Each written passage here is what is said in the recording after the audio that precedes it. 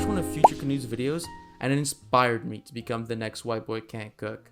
I mean, critically acclaimed professional chef who only uses the freshest of ingredients. First, let's portion and cut our chicken. And before you ask, no, I've never bought chicken that looks normal. Anyways, today we're following his recipe medium rare desserts.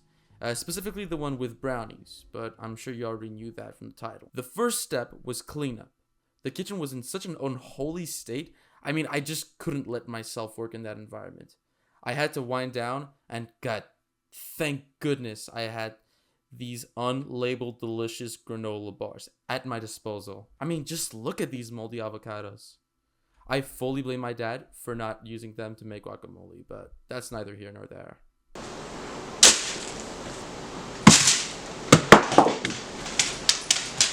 No.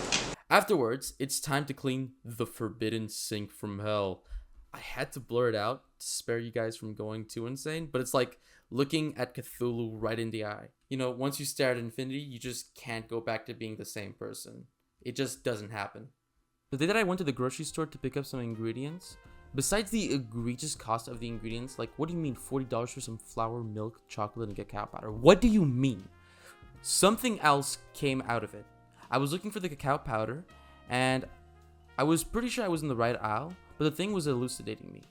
I asked the nearest person around me if she had any clue where it might be. This was an older lady, she seemed really sweet. But somehow, when I called out to her, this hijacked a part of her brain I don't even think she knew she had, and she was fully excited to aid me in my quest. I feel like I was going on an adventure following her around the store. Like, she said she knew where she saw it and kept going on about how they keep switching up the place of produce, which made me giggle a lot. It was so adorable. When she found it where it was, she was so ecstatic that she called out for me as if she had found the Fountain of Youth or the Excalibur. I don't know why, but I seem to really be a chick magnet for the older crowd for some reason.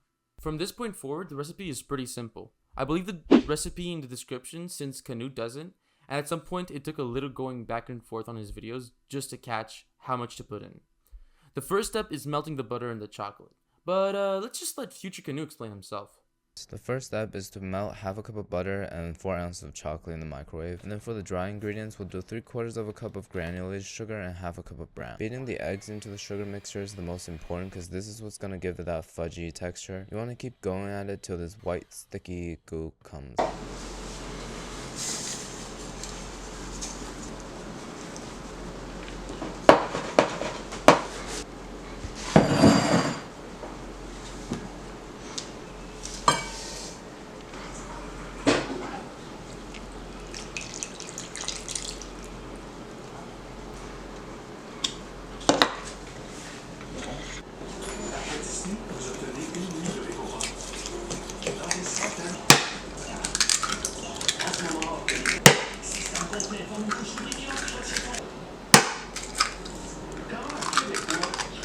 For some reason, this is the most important part.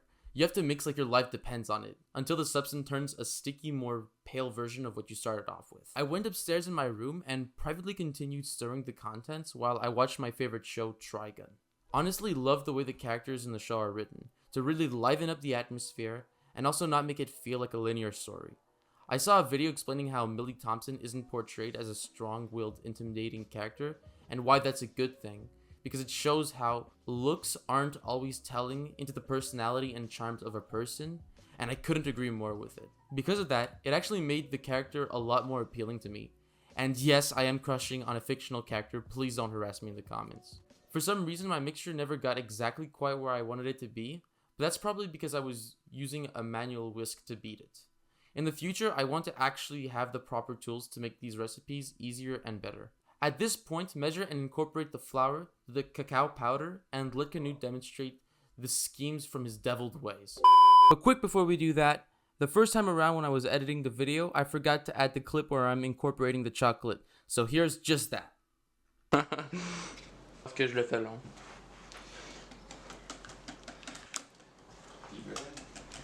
Ce soir? Bon. Another 4 ounces of chocolate, so that baking it as usual will mean that the middle will be rare. Because I'm not running away from type 2 diabetes. Type 2 diabetes is running away from me. It's time to mix this bad boy up. It's at this point in the video that I realized that the milk was sitting on the counter this whole time, and it wasn't even a part of the recipe. I just brought it to room temperature and then put it back in the fridge. So let's just hope that there are no curdles that form from this accident. By the way, if you wondered why I let it out for so long, it's just because I never anticipated that the whisking would take me this long.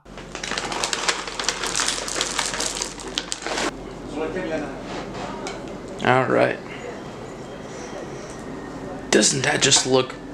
Next up, we're nearing the last leg of the journey. We just need to butter the tray, and then put the brownie mixture in, and then add the chocolate like showed previously. And then preheat that for 350 in the oven. I should have probably done this step before while mixing the whole lot, but it's getting late in the night, and I'm determined to get this brownie recipe over with. Slap it in for 22 minutes or until fudgy texture, and you can do that with like a toothpick, and let that cool down. That last part, the cooling down, is so important because I did not wait, and that made storing so much harder on me. It was a disaster since everything stuck together. Otherwise, the recipe was so good. Here it is. I would definitely recommend. A few days later and a few pounds greater, the brownies are almost inexistent. That's how addictive they are. My recommendation is doing that simple version in a smaller dish because otherwise you'll end up like me. Very happy. Stuffed. Okay, bye-bye.